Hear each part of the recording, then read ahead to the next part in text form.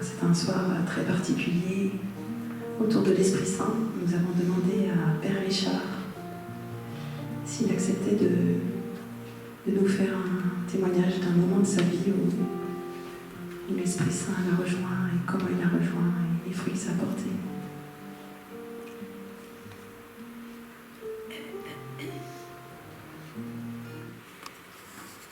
C'est très difficile de faire un témoignage sur soi-même. Ce n'est pas toujours aisé, surtout devant les fidèles que vous êtes. Vous avez votre responsabilité spirituelle aussi. Mais un témoignage, c'est pour fortifier, pour donner les armes aussi aux autres, pour mieux affronter les événements. Voilà. Et tout est grâce. L'Esprit Saint est à l'œuvre parfois dans nos vies. Moi, j'ai 3 paroles dans ma vie qui m'ont toujours marqué. Car rien n'est impossible à Dieu. Vous savez, non? À quel moment? C'est la Vierge Marie qui dit, comment se fera-t-il? Voici Élisabeth, ta parente, a conçu elle aussi un fils en sa vieillesse. Et elle était appelée stérile, et dans son 6e mois, car rien n'est impossible à Dieu. Marie dit, je suis la servante du Seigneur, qu'il me soit fait selon ta parole. Donc moi j'avais pris comme parole d'ordination, car rien n'est impossible à Dieu. Donc si je me mets à expliquer ça, on restera ici jusqu'à demain, parce que ma vie est vraiment un témoignage. Et l'autre parole, donc j'avais pris 2 paroles, vous aurez des tribulations dans le monde, mais prenez courage, j'ai vaincu le monde. Ça c'est Jésus qui le dit, dans Jean 16, 33. Et la 3e parole, c'est je ne te délaisserai point et je ne t'abandonnerai point. Donc c'est la parole là qui m'a incorporé dans le renouveau charismatique. Vous savez qu'il y a toujours le renouveau charismatique, hein, jusqu'alors.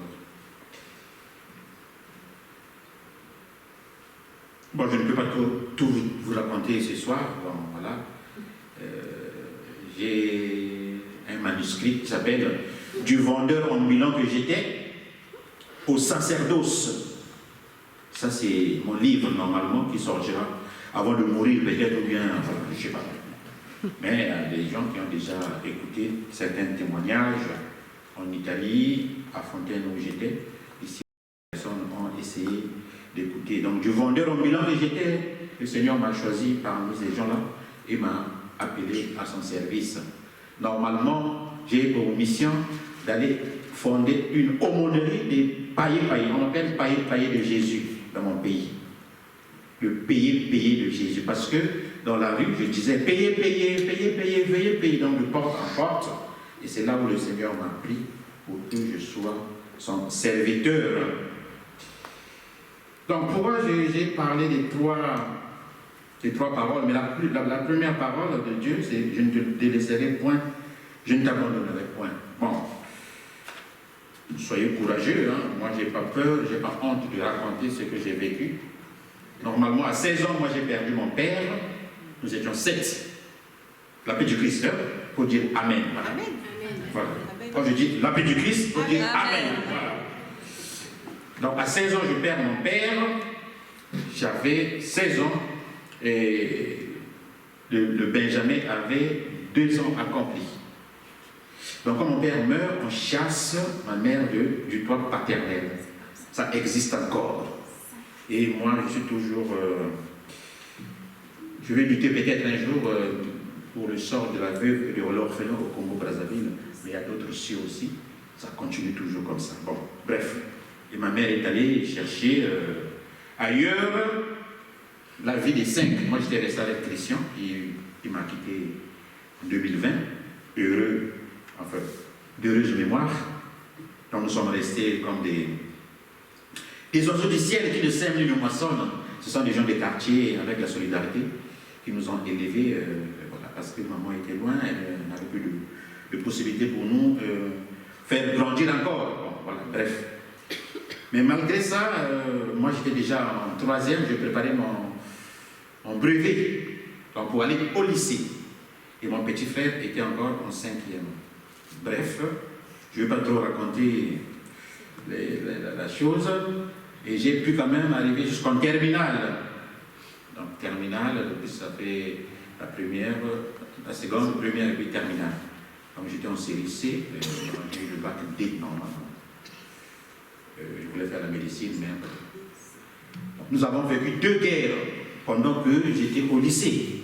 Deux guerres mortelles, 93 et 97. 93, c'était la guerre tribale. Imaginez, à Pontcharra, vous êtes ensemble et du lendemain, enfin, un jour comme ça, les gens se battent, les gens s'entretuent parce qu'on a armé un quartier pour venir piller un autre quartier. Moi, j'ai vécu ça. Et puis, en 97, c'était la guerre régionale.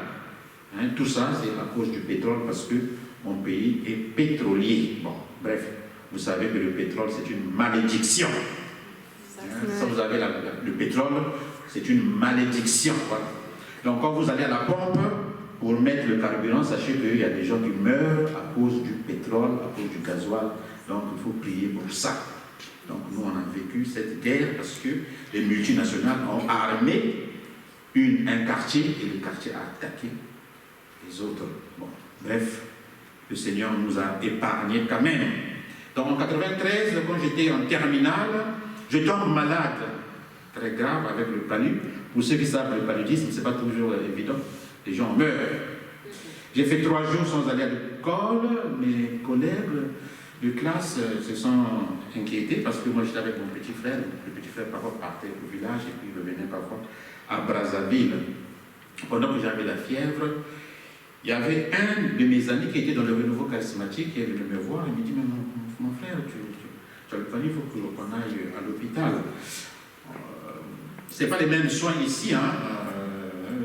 Ici, l'assurance maladie, vraiment, c'est le pays le mieux coté au monde. Hein. Soyez-en fiers en France. Parce que là-bas, le système de sécurité sociale n'existe même pas. Hein. Donc, quand les gens font des grèves, il faut penser quand même quelque part aussi à pire. Voilà. Et il m'emmène à l'hôpital. Et cette femme, c'était une infirmière, chef. Elle était du renouveau charismatique. Elle m'a vu. Elle m'a dit, bon, je vais te soigner, mais entre-temps, il faut que tu viennes à la prière. Le jour où je viens à la prière du renouveau, imaginez un peu, depuis la porte, il y a une sœur du renouveau charismatique. Donc, plus dans le renouveau, il y a 7 normalement ministères. Il y a la prophétie, le discernement, l'évangélisation, l'accueil, l'intercession et puis le social, hein, pour aller dans les quartiers, aider, faire ce qu'on appelle l'apostolat. Donc, depuis la porte, la sœur Sophie a eu une parole de science. Je ne t'abandonnerai pas, je ne te délaisserai point. J'ai pleuré ce jour-là. Ils m'ont imposé les mains. Ils ont prié sur moi, pour moi. Et depuis ce jour-là, j'ai eu comme une révélation que je pouvais continuer à suivre la voie de l'Esprit Saint. Et pendant que je priais, ma douleur n'était plus la même parce que je pensais autrement que ce que je vivais. Donc je priais plus pour ceux qui étaient encore en difficulté. Et mon ministère était le ministère de l'évangélisation. Je ne savais pas que je serais prêtre un jour. Voilà. Donc j'interprétais la parole de Dieu petit à petit. Et j'ai eu la chance dans le renouveau de faire 4-7 semaines, donc ce qu'on appelle le séminaire de la vie dans l'esprit. Donc pendant 50 jours, donc du lundi de Pâques jusqu'au dimanche et lundi de Pentecôte, il y a ce qu'on appelle l'effusion de l'Esprit Saint, 4 fois. Et chers frères et sœurs, c'est là où j'ai commencé à expérimenter le Saint-Esprit. Oui, le Saint-Esprit agit. Si on s'ouvre à l'Esprit Saint, il nous donnera ce dont nous avons besoin pour notre épanouissement spirituel. Rien n'est impossible parce que pendant la Deuxième Guerre, donc la guerre de 97, Moi, j'étais déjà... j'avais eu mon bac, j'étais déjà à l'université. Et je n'ai pas pu continuer parce qu'il y a eu encore la guerre. Pendant qu'on était à Filou, donc à Brazzaville, il était question que je puisse déjà intégrer une communauté, les fils de la charité. Je n'ai pas pu parce que la guerre était vraiment très mortelle. Il y a eu des gens qui ont péri, on a vu des corps par-ci par-là. Donc je ne pouvais plus partir avec les autres, donc on a fui Brazzaville pour aller dans la capitale économique. C'est 510 km, donc on a marché à pied, hein, imaginez un peu. À nos risques et périls, parce qu'il y avait des... C'est comme ce qui se passe en Ukraine aujourd'hui. Hein, donc pour moi, c'est pas quelque chose... c'est pour ça que je prie toujours pour l'Ukraine et puis les pays en guerre. Donc on a fui, on est allé à Pointe-Noire, la capitale économique, pour se réfugier. C'est là où j'ai commencé à faire le vendeur ambulant, ce qu'on appelle le pailler. Donc payer. Et j'avais désespéré, mais le Seigneur m'a rejoint encore là. Ça serait mieux, peut-être, la question-réponse, parce que ça serait très long, pour dire que le Saint-Esprit travaille toujours en chacun de nous. Là où j'ai encore expérimenté le Saint-Esprit, c'est que pendant que j'étais en 4e année de théologie, donc je fais fi de tout ça, je voulais me dérober à être prêtre parce que je pensais toujours à ma famille, à ma mère, comment, voilà, ma mère avec 5 enfants, elle n'avait pas de sous, comment l'aider. Mais pendant que j'étais dans, j'ai fait 2 ans de philosophie, 4 ans de théologie, donc en 4e année, je voulais changer de direction. Mais le Seigneur m'a montré quelque chose de terrible, et c'est là où je me suis plié. Je me suis laissé séduire comme Jérémie. Chez nous, on voyage avec des gros camions, avec des colis dedans. Il n'y a pas de voitures, donc c'est des gros camions, des bennes, avec des colis à l'intérieur. Moi, je partais pour terminer la 4e année de théologie. On a fait un accident mortel, 6 morts, plusieurs blessés graves. Moi, j'avais eu le pied cassé, le coccyx écarté. J'ai fait 8 mois de rééducation fonctionnelle. Et au final, je me suis rendu compte que le Seigneur m'avait fait montrer que si j'étais vivant, c'est par pure grâce. Parce que les 6 morts sur place, les blessés graves, ont tiré les gens, les pieds restaient, imaginez un peu, parce qu'il n'y a pas de pompiers, hein, donc les gens se font justice eux-mêmes. Et c'est là où j'ai dit que le Seigneur m'a séduit, il a été plus fort que moi. Et il continue à faire beaucoup de choses dans ma vie. Il n'a pas encore fini, il continue toujours à faire des merveilles dans ma vie. Je me laisse toujours guider par lui, il faut toujours s'ouvrir à l'Esprit Saint. L'Esprit Saint peut faire beaucoup de choses. Comme tout est grâce,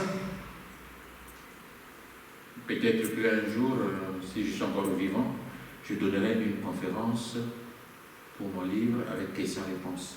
Parce que c'est beaucoup de choses. Et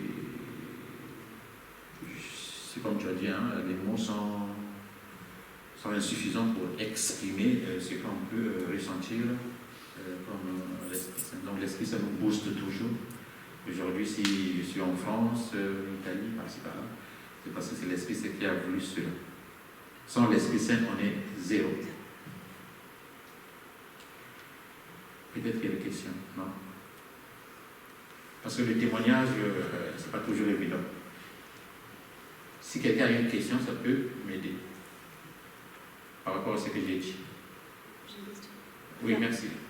Quand vous avez voulu changer de voie, vous vouliez faire quoi du coup? C'est une belle question.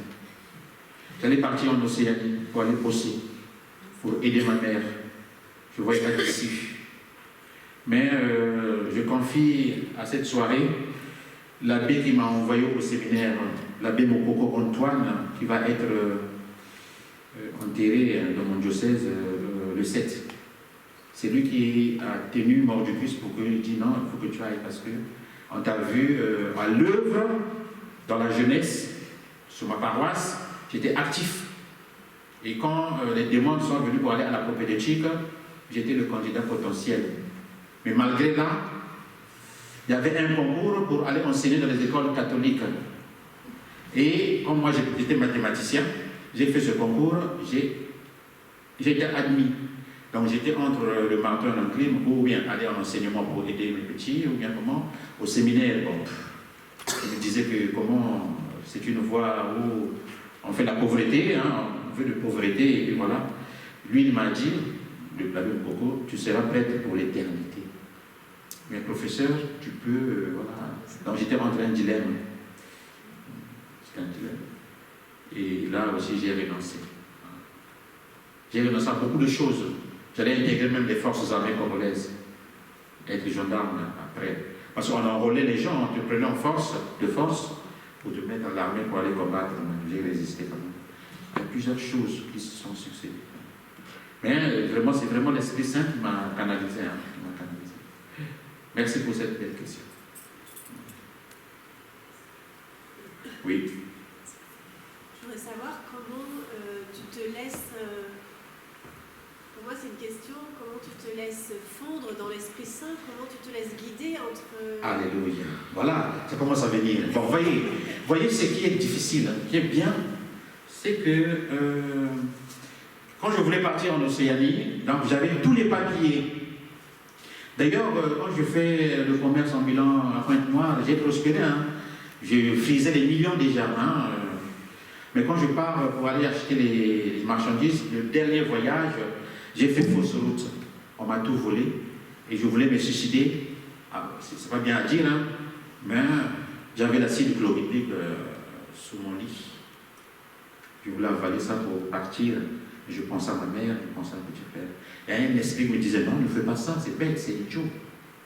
J'ai renversé l'acide. Donc le Seigneur m'a parlé. Vous voyez? Donc pendant que je faisais ça, parce que je me suis dit, mais finalement j'ai pris la guerre, je ne peux plus aller à l'université, je ne peux. Mais finalement, Seigneur, qu'est-ce que je dois faire? Parce que j'ai vécu pas mal des renoncements, comme je dis. Et puis j'ai dit, bon, Seigneur, je me laisse faire. Fais ce que bon te semble. Pendant que j'avais plus rien, je me suis dit, bon, je retourne au Bercail, donc dans le village de ma mère. C'est là où le Seigneur m'a choisi à travers la même Mokoko qui vient de mourir. Et qu'est-ce que se passe au Tagouverne?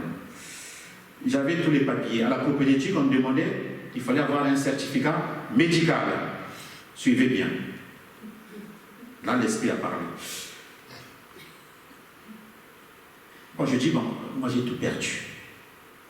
Je n'ai plus l'argent, ma mère n'a plus l'argent parce qu'elle s'occupe de ses petits. Mais qu'est-ce que je veux faire, Seigneur? Pendant qu'on faisait les 7 semaines, donc j'ai dit que j'ai fait 4 cette semaine, on nous disait toujours, quand tu es en difficulté, écoutez bien, tu dis, Jésus, sauve-moi. Jésus, sauve-moi. Donc on marche. Jésus, sauve-moi. Jésus, viens à mon aide. Hein? Tu expires, tu respires. Tu inspires, tu respires. Bon, j'ai dit, Seigneur, moi je vais te mettre à l'œuvre. Hein? C'est la parole d'hier, aujourd'hui, je sais pas, hier. C'est que tout ce que vous demanderez en mon nom, je vous le donnerai. Moi, je vais obtenir le certificat médical sans rien. Parce que le certificat médical se paye 5 000 francs et c'est pas. J'ai dit, moi, je vais te mettre à l'épreuve. J'ai tous mes papiers, il manque seulement le certificat médical pour que je puisse mettre le dossier au séminaire.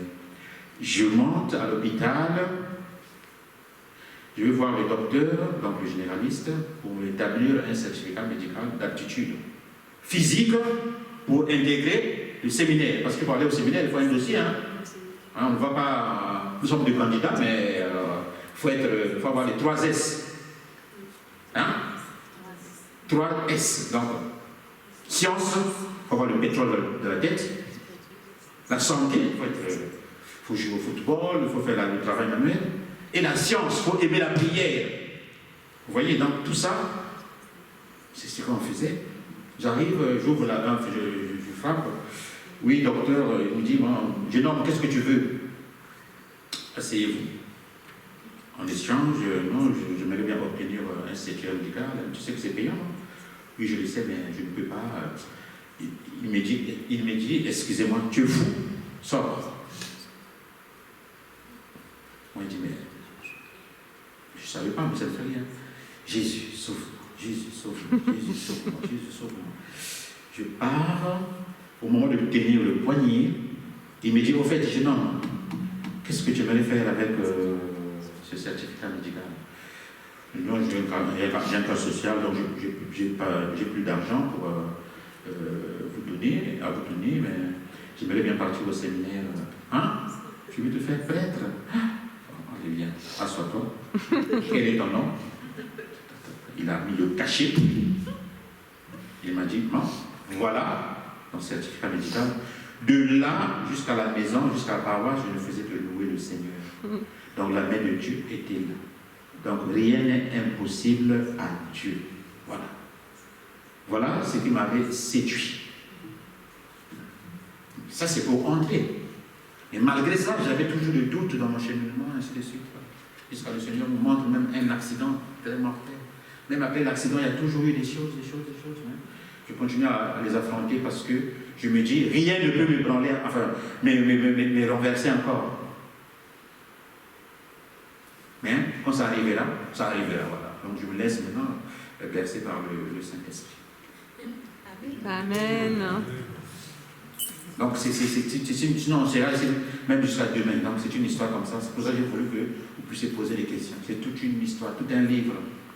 Mais le livre aura pour but de booster aussi les jeunes du monde entier. Amen. Et le jour où j'ai dit ma première messe, j'ai appelé tous les païens, ceux qui bossaient avec moi dans les rues.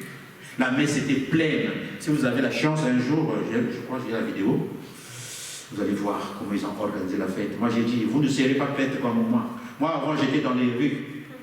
J'avais mon baccalauréat, j'étais étudiant. Mais comme l'État n'offrait pas d'emploi, je faisais de porte en porte. Mais je sais que parmi vous, il y a des maîtrisages, il y a des bacheliers, il y a même des gens qui ont la licence, des gens qui ont même le doctorat. Mais comme le pays ne recrute pas, vous êtes obligés de faire des petits boulots. Voilà. Même si vous ne serez pas prêtre comme moi, vous serez utile à la nation congolaise. Et la messe était pleine. Donc c'est pour cela, un jour, si je retourne au Congo, je veux faire l'aumônerie des païens. Donc on m'appelle le payé de Jésus. Amen. Voilà. Amen. Le paillé. Le payé de Jésus, voilà. C'est tout. Merci.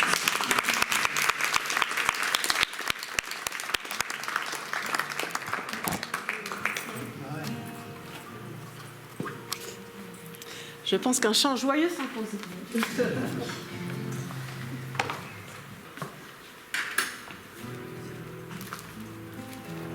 Merci Richard, vraiment c'était un témoignage très fort. Et je pense qu'on a envie de rendre grâce maintenant. Ce que le Seigneur a amené dans ta vie, dans la vie de beaucoup de gens. Et je rends grâce aussi pour ce qu'il va amener dans vos vies. Oui, parce que Seigneur, tu n'abandonnes personne, ni le Père Richard, ni aucun païen.